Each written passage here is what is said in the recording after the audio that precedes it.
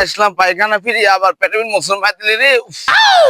আল্লাহ কোনে যাবো এখন দেখছি যে আশেপাশের লোকজন না এই পাশেই দায় দেই গ্যাস করে পায়খানাটা করে ফেলা দে রে উফ, আহ।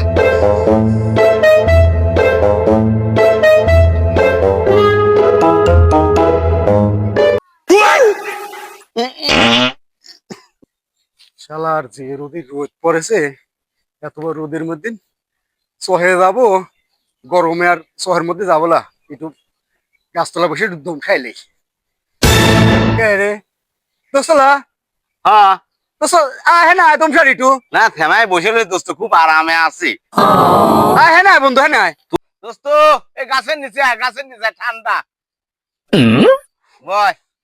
কি গরম রে কি অবস্থা দোস্ত বল রে গুড় কোন তো কয় কন্টেন এসে তো গু